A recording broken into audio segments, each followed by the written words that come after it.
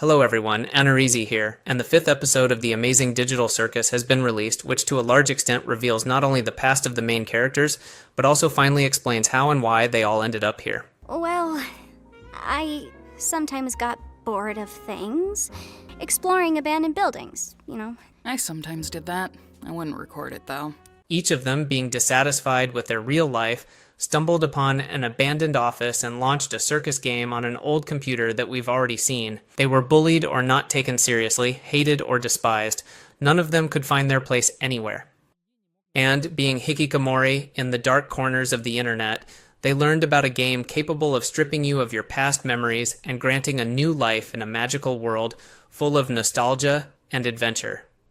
And, having heard about this, each of them in turn found the abandoned office, put on those VR headsets, forgot everything that was, and of their own free will ended up in the amazing digital circus. Yes, even if Pomni found the abandoned office by accident, they learned about it through the darknet, but someone among them might have even been looking for this place intentionally, having learned about it online. After all, accidentally wandering into the same abandoned building and launching the game for so many people, considering Kufmo and the others, the Rossiani, would be too incredible a coincidence. One thing is clear, their lives weren't exactly sweet, and as a result, each of them suffers from a certain psychological disorder. Gangle, as we found out in the fourth episode, worked as a manager in a diner where the entire staff hated her, and her dreams, due to constant overwork, were never meant to come true. That's why she is in a perpetual depression from which she simply cannot climb out. Pomni was an ordinary accountant, and the routine simply bored her. She was, of course, looking for thrills, but everything happening in the circus is far too overwhelming compared to her past Будни с quiet редкими days with легкими rare, mild выкидонами. adventures. Zubul couldn't find themselves or self-actualize their entire life, and clearly suffers from gender dysphoria, which was hinted at in the third episode.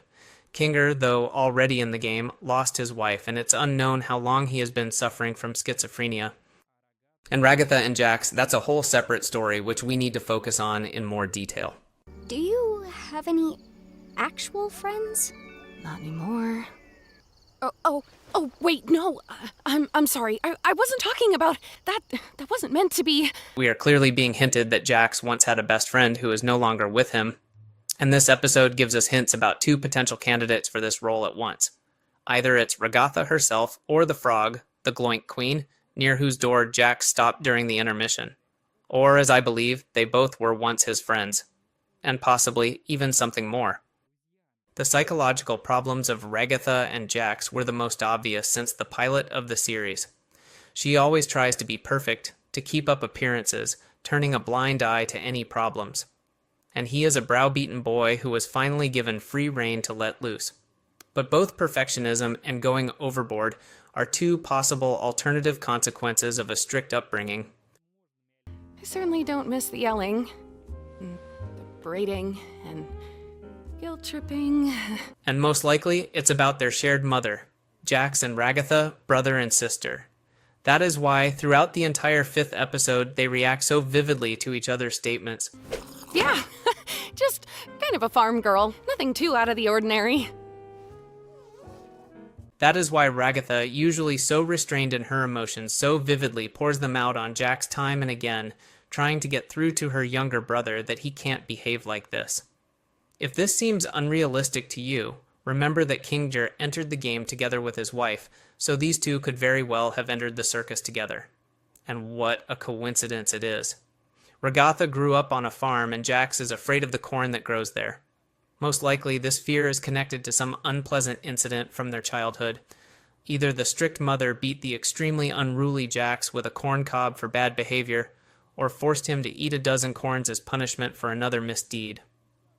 One thing is clear.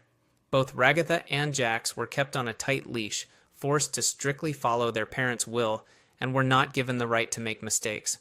As a result, Ragata became too obedient, began to blame herself for any imperfection, like even not hitting a home run in softball, and always smiles, even despite an extremely unpleasant situation. Remember when Kaufmo smashed me against the walls and I got all jumbled up? Jax, however, who grew up with her in the same house, doesn't understand her behavior. I think she tries way too hard. Like, we're stuck in... Why are you always pretending everything's always fine? Like, He sees this situation differently. Even though they are trapped in this game, they have finally gained freedom from their mother's tyranny and can now do whatever they want. That is why he is having fun to the fullest, simultaneously taking out on others the years of discomfort received from his mother and the highly likely bullying at school. yeah, there's nothing more fun than being back in school. Well, Ragata is the opposite. Out of fear, she cannot break out of the framework established by her mother, and therefore Jax's behavior infuriates her. And then you just act like you never do anything wrong and everybody loves you, when in reality you just fuck everything up for everyone else! They have things to say to each other precisely because of a huge layer of shared past. However, neither one is in the right. They are both extremes, consequences of excessive control. They both still have work to do on themselves to become better. I'm sorry, Jax. For bringing up that thing earlier. But then, which friend are we talking about if Ragata was his sister? I assume that in a desperate desire to escape their all-controlling mother, Jax suggested to Ragata that they go to the amazing digital circus to start a new life there. And here the rabbit finally managed to find a friend. That very frog, Gloink Queen, near whose door Jax stopped during the intermission, as if missing him, and then, entering the bar, immediately asked for a drink. Most likely, it was in the circus that Jax, for the first time in his life, finally found a real friend, with whom they mocked others and ruined their lives together, while Ragata was left to her own devices. Even now, we see how she envies the rabbit's relationship with Pomni, since she herself never managed to find a real friend. Kurot. Essentially, Jax was the closest person to her, but by spending time with the frog, Gloink Queen, the rabbit distanced himself from his sister, and the loneliness must have hit her hard. Wow, the first steps of a budding friendship, right, Ragatha? However, the frog, Gloink Queen, is no longer in the circus. Most likely, he abstracted.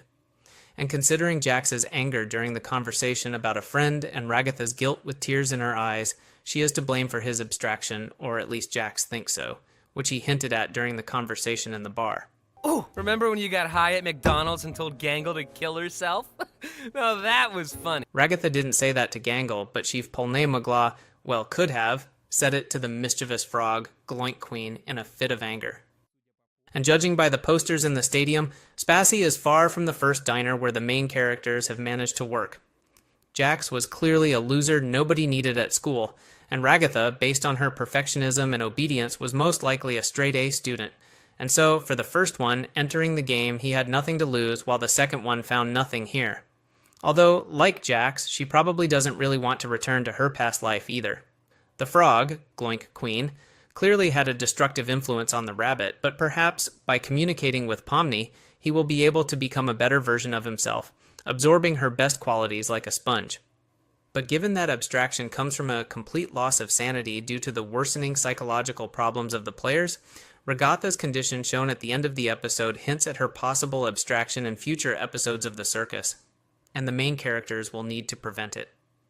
First of all, Jax should have an honest conversation with Ragatha, discussing past grievances and finally mending their sibling relationship. It's still difficult to say what the mannequin peeking at the main characters throughout the episode hints at. There are no arguments for bold conclusions yet, and guessing blindly is not interesting. However, in this episode, it was finally confirmed to us that Cain can indeed influence the players' minds. But hold the egg white, since I'm a vegan. What? I hate this!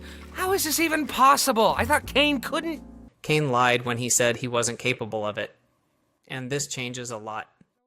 That's all for today. Please like this video to help promote it, and be sure to subscribe to the channel so you don't miss future analyses. This was Anaraizi. Thanks for watching, and see you later.